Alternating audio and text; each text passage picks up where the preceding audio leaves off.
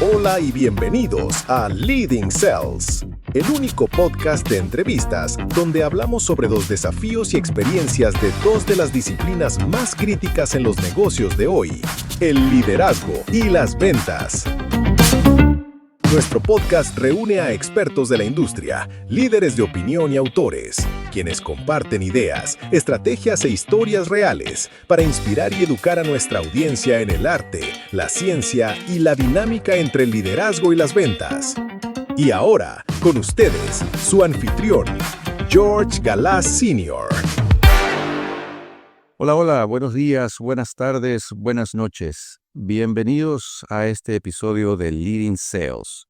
Hoy conversaremos con Leonel Vega Andrade, un líder con más de 30 años de experiencia en el mundo académico y empresarial. Él fue rector del Instituto Profesional San Sebastián y vicerrector en la universidad del mismo nombre, y durante más de 2 décadas lideró admisión y difusión en la Universidad Andrés Bello en Santiago de Chile. Hoy, desde su rol como gerente comercial en el grupo de empresas Lab, nos comparte sus aprendizajes sobre liderazgo, comunicación y cómo promover instituciones en mercados altamente competitivos. Una conversación imperdible sobre cómo liderar con visión y propósito. Bienvenido al programa, Leo. Muchas gracias, George. Para mí, de verdad, es un placer volver a juntarnos, volver a vernos y tener esta charla que espero que sea muy productiva y además poder dar algunos ejemplos, algunos tips que efectivamente les pueda servir a aquellos que el día de hoy están liderando organizaciones con propósitos y con sentido. Excelente, me parece muy bien. Es un placer para mí tenerte también en nuestro programa. Entonces, Leo, para que la gente te conozca un poco, ya dije que eres de Chile, cuéntanos un poco de tu trayectoria. ¿De dónde viene Leonel Vega? Bien, primero Renel Vega se inicia desde muy joven con algunas acciones de voluntariado, ¿ya? Principalmente en la defensa civil, luego en la premilitar, etcétera. Acciones que guían y orientan más bien a los jóvenes sin ningún tipo de remuneración, sin ningún tipo de compromiso. Por supuesto, fui scout, donde servir efectivamente era nuestro lema. Fui scout católico, donde efectivamente debiéramos dar sin esperar, ¿verdad?, ningún tipo de recompensa. Y luego de ello me empiezo a formar como líder en una institución muy noble en Chile que se llamó la Secretaría de la Juventud, en donde efectivamente aprendíamos liderazgo, aprendíamos algo de doctrina, aprendíamos algo de acción social, etcétera. Y eso me llevó posteriormente a tener que desarrollar variados campamentos, ¿ya?, de verano con jóvenes universitarios donde hacíamos acción social, ¿ya? Eh, Eso posteriormente me llevó a que efectivamente ya a los 26, 27 años fuera nominado para ser alcalde en la ciudad de Arica, donde desarrollé efectivamente parte importante de labor social, mucha labor comunitaria, mucho trabajo con los vecinos en desarrollo social, preocupado un poco por la comuna, donde efectivamente dirigíamos educación, dirigíamos salud y todo lo que significa el desarrollo de la parte más social. Y luego de eso ingreso yo a los 23 años siendo académico jornada completa a la Universidad de Tarapacá. Alcanzo a estar 3, 4 años allí, paso luego a ser alcalde de la ciudad y de allí me vine a la ciudad de Santiago. Todo esto, esta primera etapa la hice en la ciudad de Arica, que es una ciudad fronteriza con el sur del Perú. Luego de eso, a los 28, 29 años, me vine a la ciudad de Santiago, donde me incorporé rápidamente a la Universidad Andrés Bello, donde inicié mis pasos como director de asuntos estudiantiles, todo lo que tiene que ver con todo el desarrollo no académico de los estudiantes. Y efectivamente estuve 24 años en esa institución.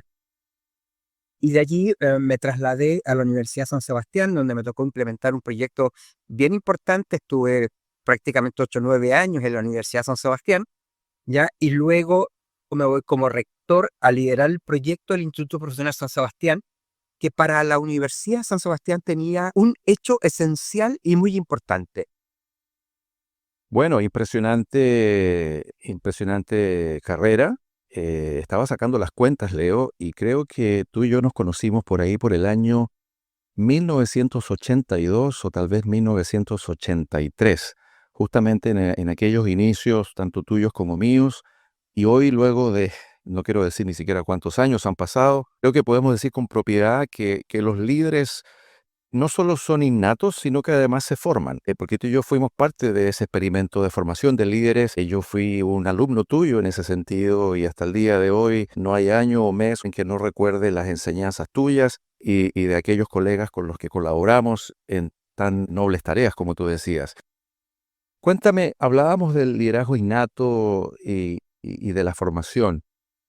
Y tú has estado dedicado durante décadas a este tema. ¿Qué aprendizajes sobre liderazgo crees tú que son universales?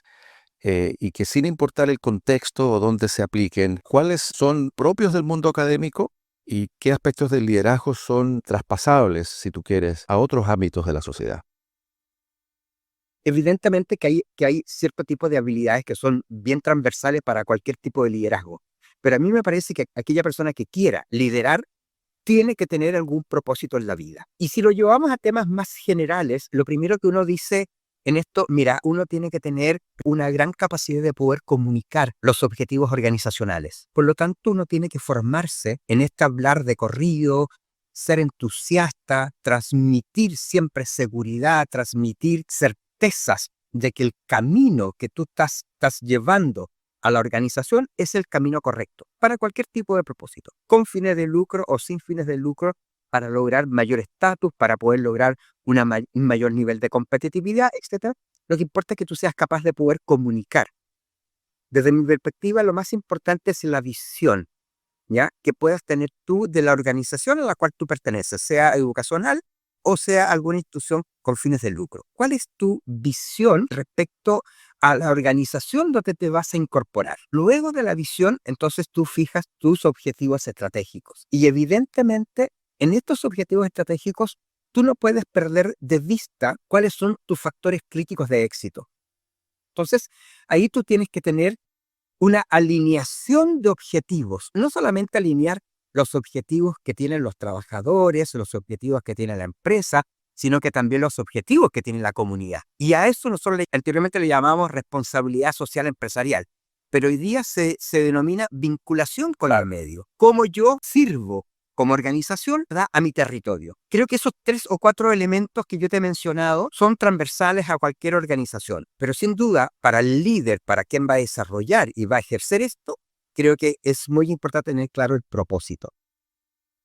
Sí, Leo, entonces tú tocabas en algo muy interesante, ¿no? Que es esa habilidad temprana que deben tener y esa inquietud temprana que deben tener los jóvenes de dibujar su futuro. Estoy un poco parafraseando lo que tú explicabas. Tener una meta, tener un objetivo, imaginarse el futuro que ellos mismos pueden diseñar a pesar de estar en una etapa temprana.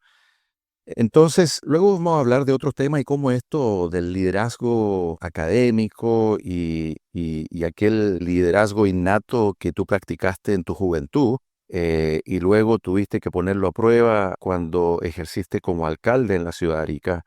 Eh, yo recuerdo, yo era un niño, tendría, qué sé yo, 15 años, y yo te miraba con mucha admiración por tu capacidad innata de lograr que la gente te siguiera, tu capacidad de delegación en esa época. Tú también eras joven, un poquito mayor que yo, pero no mucho tampoco, pero tenías muchísimos seguidores, tenías una capacidad organizativa que obviamente era innata, porque teníamos muy poca experiencia en esa época, recién graduado tú y yo todavía en la secundaria. Em, y, y sin embargo, lograbas innatamente liderar, lograbas innatamente organizar, planificar y ejecutar proyectos. Entonces, ¿cómo se adapta una persona a tan temprana edad, con tan poca experiencia, a lograr ejecutar una partitura que hasta los más expertos tal vez a veces no logran ejecutar con limpieza?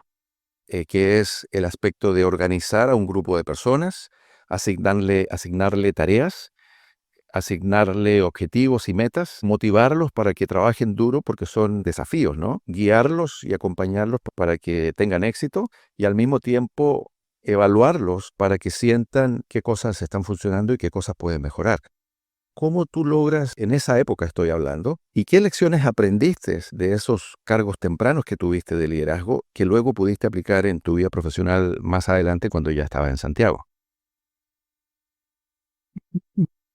Esto pasa porque efectivamente nosotros en Chile tuvimos primero un desafío eh, de que cuando yo era muy joven, estoy hablando de los 16, 18 años, Chile tenía un nivel de analfabetismo de un 5%, 6%, es decir, personas que no sabían leer ni escribir, ¿ya? Em, Claro. Eso te lleva a que efectivamente tú te plantees cuáles son tus principales desafíos. Entonces, lo primero que teníamos que hacer es cómo nosotros efectivamente somos capaces de convencer a un grupo de jóvenes que teníamos que avanzar, ¿verdad?, a sacar a nuestro país, ¿verdad?, del subdesarrollo, con un nivel de pobreza increíble, sin luz, sin agua potable, sin alcantarillado, etcétera. Por lo tanto, había una mezcla, yo te diría, entre buscar un desarrollo educacional, pero que este viniere aparejado también con un desarrollo social. Y en eso nosotros nos fuimos metiendo en un montón de cosas. Por eso que hablo del compromiso que yo tuve inicialmente con todo el desarrollo social, donde los jóvenes íbamos a sectores poblacionales, el cual seguramente que tú tienes que haber compartido un par de actividades con nosotros. ¿Te acuerdas cuando nos íbamos tal vez a algunas comunidades indígenas en Guañacagua, en la comunidad de Camarones, en Putre, en Belén, donde lográbamos llegar a una sociedad bastante poco comunicada en esos instantes, sin muchas carreteras, pero teníamos que llegar nosotros a esos sectores más alejados, efectivamente, con un grupo de jóvenes que se encantara con todo este desarrollo. Yo creo que ahí es bien importante, ya, porque no teníamos herramientas, no sabíamos lo que era fijar objetivos, no sabíamos lo que era planificar, y lo hacíamos de manera muy natural. Oye, tenemos que levantarnos a las 7 de la mañana, tenemos que tomar desayuno a las 7:30, a las 8:30 tenemos que estar todos trabajando con las comunidades, luego había que almorzar, luego había que cenar, había que sacar trabajos voluntarios adelante, haciendo casetas sanitarias, haciendo adelantos, construyendo puentes, etcétera. Entonces, todo eso se nos fue dando de manera muy natural. Y luego llegamos a conceptos claramente que tú lo encuentras en la administración, como es, por ejemplo, el poder fijar objetivos, el poder controlar, el poder desarrollar, el ejecutar, el poder trabajar en equipo y la medición de resultados y su impacto. Que hoy día, claro, lo decimos con mucha naturalidad y miramos el proceso administrativo y te encuentras con toda esta figura clara. Pero nosotros los 16, 18, 20 años no teníamos esa formación, no teníamos esta claridad, pero lo hacíamos de manera bien innata y de manera bien intuitiva. Y eso nos llevó efectivamente que con el tiempo nos pudiésemos perfeccionar y por sobre todo yo poder definir en este qué hacer es volver nuevamente a mis raíces y volver a decir, necesitamos tener a un pueblo educado, necesitamos tener a un pueblo con salud, porque eso te va a permitir poder tener un buen trabajo, te va a poder permitir tener un buen desarrollo, te va a permitir entonces tu autorregulación y tu autosustento. Y eso permitió que efectivamente Chile, entre los años 70, ¿verdad?, y los años 90, lograra un tremendo desarrollo, y entre el año 90 y el año 2010, Chile estuviese en la punta en Latinoamérica y fuéramos un ejemplo para muchos países latinoamericanos de cómo había que construir una realidad fundada principalmente en la educación y la salud, más el desarrollo económico. Pero el desarrollo económico tiene que traer aparejado el perfeccionamiento, la capacitación, el desarrollo, la innovación, la aplicación de tecnologías, etcétera. Sí, y con tu relato me llevas también en un viaje retrospectivo, ¿no? A acordarme de aquellas comunidades donde compartimos, donde ayudamos muchísimo a los niños, adolescentes y jóvenes a soñar y a sus padres a creer que había un futuro posible. Lindos recuerdos traes a mi mente y en esa época, claro, tú lo dices, ¿no? Sin nada de experiencia, los que estaban a cargo de esa gestión lograron liderar y lograron seguidores eh, de una manera bien rudimentaria, diría yo, llena de entusiasmo, pero con muy poco conocimiento teórico. Sin embargo, los principios fundamentales del liderazgo y del seguimiento se daban y se ponían en práctica. Luego traduces eso a años más tarde, ocupas el sillón de la alcaldía de la ciudad, y te ves rodeado ya no de voluntarios, sino que te ves rodeado de colaboradores remunerados, empleados, gente contratada, subcontratada. Sin embargo, mi pregunta va hacia el aspecto de la inspiración de aquellos colaboradores para que se realicen las tareas que hay que acometer. ¿Piensas tú que el liderar un grupo remunerado versus liderar a un grupo de voluntarios tiene alguna diferencia? ¿Es que acaso la motivación económica eh, es suficiente para lograr el accionar de las personas a que realicen su tarea con entusiasmo y con calidad y con prontitud? ¿O al final da lo mismo si la remuneración está o presente o no está presente? Tal vez son otros los motivadores, eh, tal vez a nivel psicológico u otro, que logran que la persona diga, a este tipo yo lo voy a seguir y voy a ejecutar las tareas que él quiere o demanda que ejecutemos. ¿Cuál es tu opinión en ese tema? Mira, a ver, te voy a empezar a responder primero en conceptos académicos, a luego ir a la realidad. Cuando tú entras y haces el análisis de Maslow, las satisfacciones, ¿verdad? Tú hablas de las necesidades, después te metes un poquito con Hersey, con McClelland, y te empiezas a hablar de las motivaciones. Necesariamente nosotros tenemos que entender por qué nosotros nos movilizamos, por qué se movilizan las personas. Y lo primero que uno encuentra como respuesta es que efectivamente uno se motiva ya a realizar alguna acción por una remuneración. Luego tú dices, perfecto, tengo este nivel de remuneración, pero también tengo la vocación. ¿Por qué voy a ser profesor? ¿Por qué no soy mecánico? ¿Por qué no soy ingeniero de mantención de una planta? ¿Por qué no soy médico? ¿Por qué no soy arquitecto? Todas vocaciones muy lindas y muy preciosas. Y tú tienes que entonces definirte necesariamente por tu vocación. Y efectivamente, los estudiosos de este tema definen que efectivamente lo principal y lo prioritario es la vocación. Luego viene el tema de la remuneración. Tú defines dónde quieres estar, defines cuánto es lo que vas a ganar aproximadamente para poder tener una vida satisfactoria y plena. Luego, y ya también un poquito más pasado tu edad y con cierto nivel de aprendizaje, tú dices, ¿en dónde viene mi autorrealización como persona? Entonces, desde mi perspectiva, el tema de la vocación es lo primero, el tema de la remuneración es un aspecto secundario y un aspecto terciario y que algunos ni siquiera lo logran determinar es tu autorrealización o tu realización plena como persona y pensar que efectivamente fuiste un aporte durante estos 30 o 40 años de trabajo a una sociedad.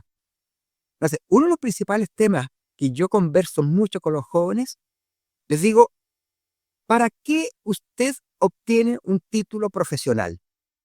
Pongámonos en el caso de una enfermera, que es una profesión muy noble. Tener que acompañar en una situación penosa a los enfermos, tener que cuidarlos y tener que brindarles esta comodidad que requieren en un establecimiento hospitalario. Yo lo que les explicaba a ellos y a todos los profesionales, lo que importa es que ellos cuando se titulen salgan a servir a su comunidad, sea cual sea esta, y que todos los días se levanten felices porque van a trabajar con personas. Todos los días van a salir a hacer un aporte. Y yo cada día que me despierto, yo me debo levantar muy contento porque salgo a servir. Entonces, en este servir, mi remuneración pasa a un segundo plano. Y ahí tú estás tocando un tema muy importante porque no es raro descubrir que muchos jóvenes equivocan su elección profesional, guiados quizás por qué motivaciones, pero tardíamente se dan cuenta que la carrera que escogieron no los satisface, no los llena, y por ese motivo pierden motivación. Y a pesar de la remuneración, en la ausencia de la motivación, la performance decae.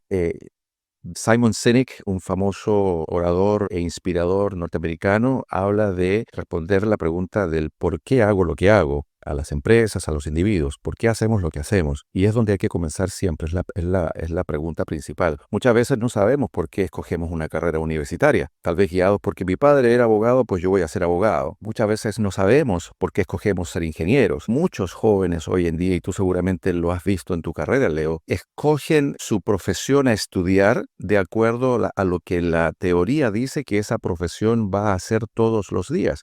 Pero si tú te pones a observar en tu medio ambiente, te das cuenta que muchísimas personas, las tareas que ejecutan en su trabajo, tiene muy poco que ver con lo que estudiaron. Sí, la verdad que tocas un tremendo tema y que tiene que ver principalmente con el tema vocacional. Uno tiene que tomar determinaciones vocacionales a muy temprana edad. Yo creo que a los 18 años no es la edad más adecuada. A los 18 años aprendes, recién tienes autorización para poder fumar, tienes autorización para poder conducir, tienes recién tu voto ciudadano, etcétera, pero además obligan a decidir una profesión para toda la vida. Y eso de verdad a mí hasta me llega a dar miedo. Es por eso que estando yo en la Universidad Andrés Bello, me solicitaron poder analizar algún nuevo medio que permitiera que los jóvenes fueran a buscar su realización personal, porque nos encontrábamos con que hay mucha gente que hace muchas tareas, que trabajan en muchas empresas y hacen trabajos que no son necesariamente para los cuales fueron formados.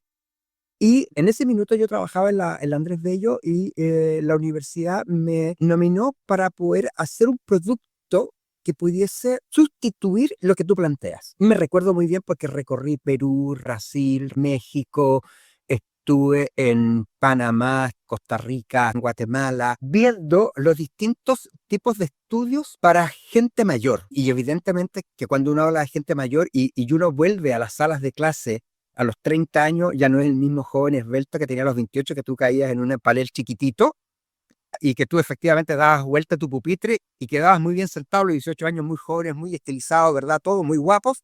Y te das cuenta que cuando tú vuelves a estudiar a los 30 años ya no cabes en la silla. Entonces, nosotros evaluamos 3 etapas que eran bien importantes allí. La primera etapa era entender que los jóvenes ya tenían una profesión, ya tenían algún tipo de conocimiento formal. Lo segundo, entender que los jóvenes ya habían tenido entre los 18 y los 30 años muchísima experiencia.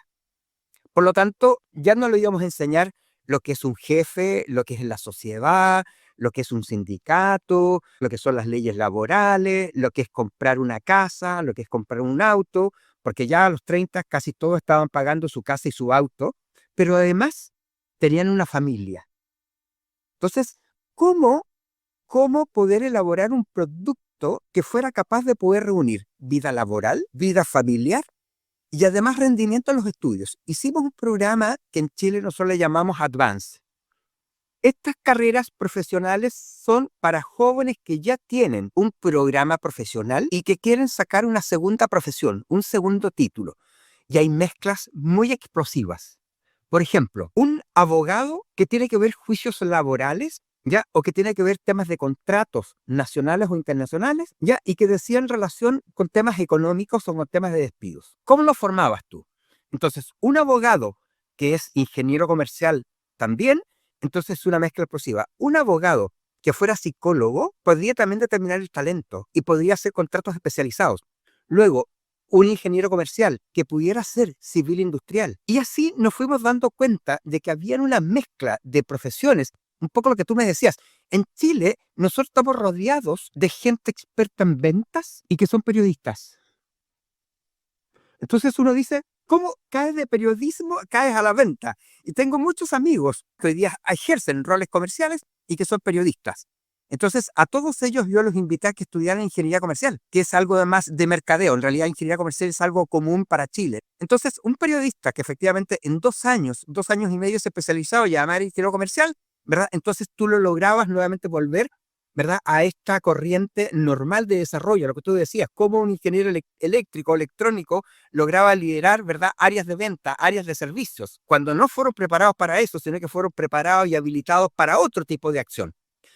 Hoy día, ya yo logré, y que siempre fue mi sueño, una categoría más en la educación, poder tener la categoría de educación básica, educación media, educación universitaria y programas advanced, programas avanzados. Hoy día en Chile existen cerca de 30.000 jóvenes que estudian segundas carreras. 30.000.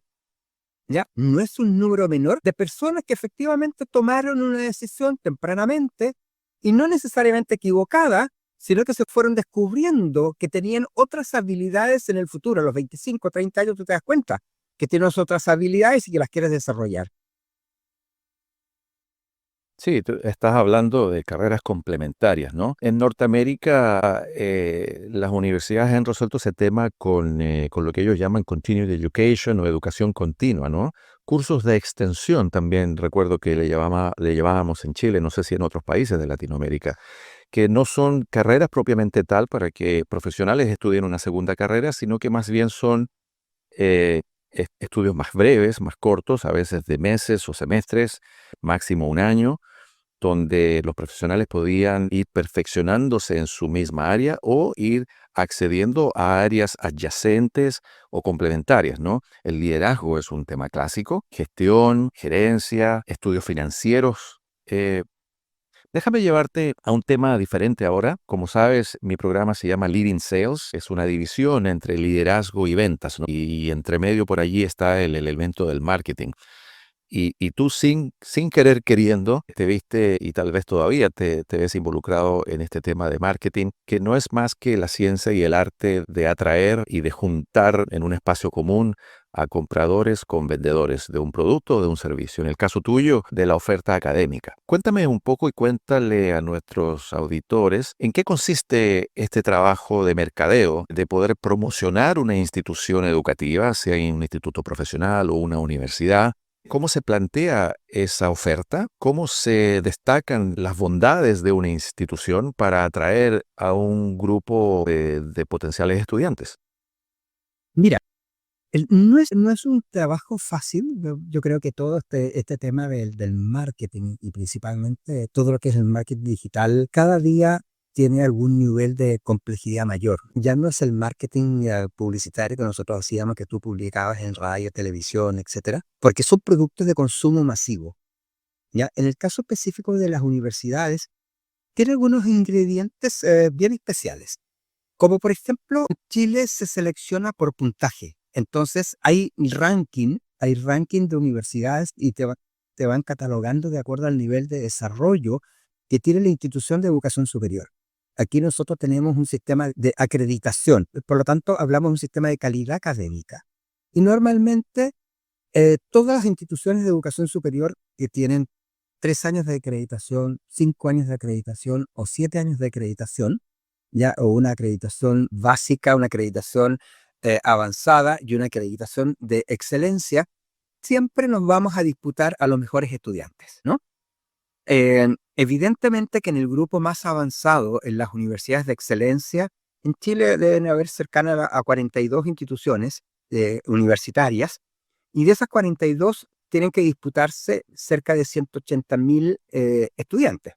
Y todos los estudiantes, además, calificados por un puntaje nacional, ¿ya? Un puntaje nacional que va entre los 250 puntos y los 1.000 puntos, ¿ya? Y por lo tanto, este es un marketing en un one-to-one, ¿verdad? Que tú tienes que ir a buscar, ¿verdad? A ese estudiante, y eso hace a que efectivamente el estudiante te tiene que tener en la mira como universidad posible de poder estudiar. Y además entran otro tipo de factores, como los factores económicos, como las becas, los laboratorios, las pasantías, etcétera, digamos, ¿no? Entonces, tienes que salir a mostrar todo esto, y en general es una situación un poquito compleja porque es carrera a carrera, ¿ya? Y hay universidades que se especializan, ¿verdad?, en las distintas áreas. Por ejemplo, hay universidades que son muy fuertes en el área de la salud, universidades que son muy fuertes en el área de economía, universidades muy fuertes en el área de tecnología, en el área de las ingenierías, ¿verdad? Entonces, tenemos que estar compitiendo en eso y tenemos que estar buscando qué tipo de atributos es lo que tiene la institución, porque finalmente un estudiante no compra necesariamente una carrera profesional, sino que está comprando qué tipo de atributos, qué tipo de cosas me permite esta institución poder realizar. Entonces, eso hay que mostrarlo muy bien, pero es dificultoso cuando tú tienes que mostrar tantas carreras, ¿verdad?, a la vez en tantas instituciones de educación superior. Mira, en temas de ventas siempre decimos, lo hablábamos con Michael Vickers, mi entrevistado en el episodio anterior, hablábamos de la importancia de la confianza que hay que generar entre comprador y vendedor. En la ausencia de esa confianza, es muy difícil que el fenómeno o el proceso de compra y venta se desarrolle. Eh, en tu ambiente, cuando lo que estás promocionando es una institución, y además estás promocionando un servicio no tangible como es la educación de largo plazo. ¿Qué herramientas de marketing, qué experiencias puedes tú relatarnos que han adoptado las instituciones en las cuales tú has colaborado para generar esa confianza que logre atraer a los estudiantes que a ustedes les interesan? Entiendo que hay una cierta preferencia por aquel ranking que tú mencionabas entre las universidades, pero sin embargo, cada producto en aquel ranking es marketeable, es promocionable y cada producto tiene su audiencia. Y a todo nivel, ya sea que estés en la cima de aquel ranking o en el último lugar del ranking, toda oferta tiene que generar la misma confianza para que el potencial comprador del servicio esté interesado en comprarlo, sea monetariamente o con beca, pero al final te tienen que escoger, ¿no? Estás ahí como en un casting, ¿no? Ustedes tienen que escoger al alumno, pero el alumno también tiene que escoger a la institución. Hay un tema que en realidad no es muy conocido, sino que más bien en su última etapa. Yo siempre, cuando me toca asesorar instituciones de educación superior, yo los hago mirar 4 indicadores que de mi perspectiva son fundamentales y les solicito que expliciten y que trabajen mucho porque retroalimento el sistema, ¿ya? Y que es donde efectivamente se da este engagement que tienen que tener necesariamente los estudiantes. Uno, ¿qué tipo de puntaje presenta el estudiante? Por lo tanto, el proceso de admisión de una institución debe ser bien llevado a cabo y el proceso de admisión no es otra cosa que un proceso de venta. Por lo tanto, tienes que mirar qué tipo de estudiante es el que tú estás recibiendo. Luego viene lo que nosotros llamamos acá un proceso de retención del talento. A los estudiantes tienes que darle un proceso de formación y específicamente en el primer año, donde tú lo tienes que lograr encantar, primero con los resultados y segundo con la profesión. Por lo tanto, mi sugerencia siempre para las instituciones de educación superior les digo, pongan a sus mejores profesores, a los más encantadores, haciendo las asignaturas del primer año. Si tú miras a Tinto, por ejemplo, en el proceso de retención de los estudiantes se da por 3 procesos fundamentales. El primero es un tema económico. Por lo tanto, la institución debe preocuparse y debe procurar que ese estudiante no se vaya por un tema económico. El segundo tema es por un tema de vocación, ¿ya? Donde los estudiantes se dan cuenta las 2 primeras semanas, máximo al primer mes de clases, que no es lo que yo quería estudiar y se van, abandonan la institución. Y tercero, tiene que ver con las enfermedades, ¿ya? Embarazo temprano en el primer año, temas de salud, ¿verdad? Entonces, tú tienes que tener una serie de herramientas que te permitan que los estudiantes no sufran ninguno de estos temas. Por lo tanto, no tengan problemas económicos, ¿ya? Y si los tienen, ¿cómo se los solucionamos? No tengan problemas vocacionales. Y si tienen problemas vocacionales, ver cómo los atiende la organización y los reinserta en una nueva carrera o efectivamente el estudiante se convence que lo que está estudiando es lo adecuado. Y tercero, procurar que no tengan ningún tipo de estas enfermedades. Eso está repartido casi como en 3 tercios, ¿no? Ese es el segundo proceso. Admisión, el primero, qué tipo de estudiantes que estoy recibiendo. Segundo, retención de estudiantes. Tercer factor sería la titulación oportuna. Esto significa que el estudiante, si la carrera dura 5 años, se pueda titular en los 5 años. Entonces, la titulación oportuna pasa a ser también entonces un tema importante. Y el cuarto factor del cual yo te hablaba tiene que ver con la inserción laboral. Ya, para que una carrera tenga una buena inserción laboral, tiene que tener entre un 85% de empleabilidad y un 95% de empleabilidad. Entonces, cuando tú tienes una empleabilidad laboral casi cercana al 100%, entonces tú te encuentras con que tienes una profesión sana y eso tú lo muestras como un gran indicador y esto retroalimenta al sistema porque efectivamente los estudiantes te dicen, ¿y cuál es la empleabilidad que tiene esta profesión que yo voy a estudiar? Y tú le dices, tiene plena empleabilidad, es decir, tú vas a salir y vas a trabajar de manera inmediata. Justamente, claro, no, es muy importante aquello. Y me hiciste recordar en la época que yo estudié mi MBA en la Universidad de Calgary, la Escuela de Negocios en Canadá, ellos le ponían mucho énfasis al éxito académico del estudiante. Claro, era un MBA ejecutivo, era para profesionales ya graduados y con experiencia laboral. Recuerdo que le ponían mucho énfasis al aspecto éxito académico, porque imagínate trabajando en un trabajo full time. En el caso mío yo viajaba muchísimo y compatibilizar esa agenda con las clases, los proyectos, las tareas, los trabajos en grupo, los trabajos de investigación, etcétera, y aún encima de todo estudiar para los exámenes. Era muy fácil fracasar. Y comprenderás que un máster en administración de negocios tiene una serie de asignaturas que no son todas compatibles con las habilidades de cada individuo que estudian. Recuerdo que muchos nos iba muy bien en algunas áreas y sufríamos o tambaleábamos en otras. La universidad se preocupaba muchísimo de ofrecernos herramientas de apoyo para asegurarse de que cada estudiante lograra triunfar en cada una de las asignaturas y terminar el semestre y moverse al segundo era muy, muy crucial. ¿Tú ves más o menos lo mismo en las instituciones en Chile? Sí, veo lo mismo, veo lo mismo. Por eso que yo en la segunda etapa de retención del estudiante es en donde tú debes aplicar estas herramientas que tienen que tener todas las instituciones de educación superior de apoyo al estudiante. De tal manera que desde la perspectiva vocacional, desde la perspectiva económica, de la perspectiva de cuenta de la administración de las asignaturas sea el correcto y sea el adecuado y el estudiante tenga el éxito académico que se requiere. Los 2 primeros años son muy difíciles en la universidad en Chile. Es donde se produce la más alta deserción. El promedio de deserción en Chile es del 40% sumando los 2 primeros años. Sí, yo creo que en primero o segundo año el shock académico debe ser impactante, producto justamente de que, bueno, las carreras en Chile son más largas y el primer y segundo año son aquellos años de las asignaturas elementales o de fundamento. Lo que cambia muy drásticamente es el estilo de aprendizaje cuando lo comparas con la educación secundaria, sea pública o privada, principalmente pública, imagino yo, que el shock debe ser aún más grande, porque el nivel de exigencia en la educación superior es sustantivamente diferente.